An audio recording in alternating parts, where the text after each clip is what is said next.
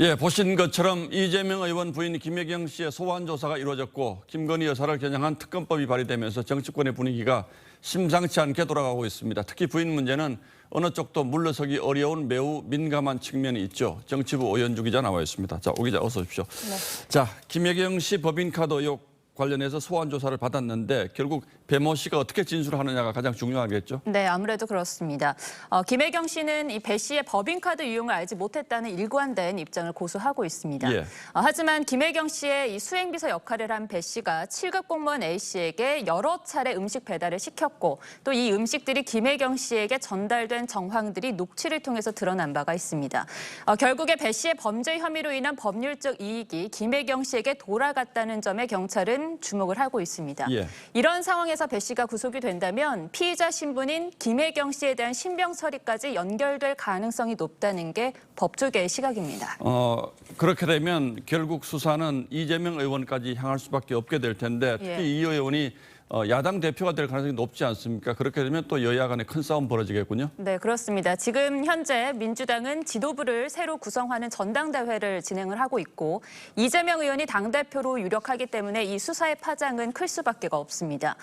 민주당 내에서도 이 의원의 사법 리스크 문제가 계속 거론돼 왔었죠.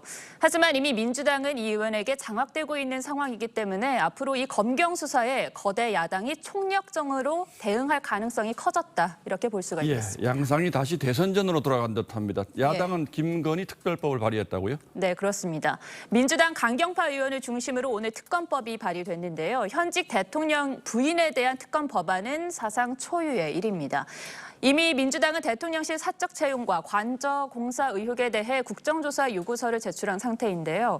결국 말씀하신 대로 지난 대선 때처럼 윤석열, 이재명 이 두 사람의 배우자 문제를 두고 여야가 충돌하는 상황이 불가피해졌습니다. 그런데 현직 대통령 부인에 대해서 수사가 지금 진행 중인데 특검하자는 얘기는 좀 너무 나간 것처럼 들리기도 합니다. 어떤 의혹들이 있는데 그럽니까? 네, 수사 진척이 안 된다는 이유에서 지금 수사 상황을 좀 정리를 해보겠습니다. 예.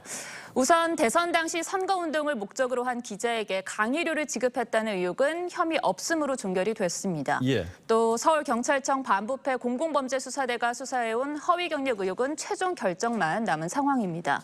그리고 도이치모터스 주가 조작 의혹은 문재인 정부 시절에 서울중앙지검이 수사 인력까지 보강을 하면서 2년 6개월이 넘도록 수사를 했지만 혐의가 드러나지 않았고요. 예. 마지막은 국민대 논문 표절 의혹인데 국민대 측은 김 여사의 과거 박사학위 논문 4편이 표절에 해당하지 않는다는 결론을 낸 상황입니다. 예, 이런 수사들이 이제 야당 입장에서는 검찰 수사 믿을 수 없다 이런 입장이고 예. 여당 입장에서는 이미 문재인 정부에서 다 했는데 뭘 또 하느냐 이제 이런 입장이겠죠. 대통령실 반응은 어떻습니까?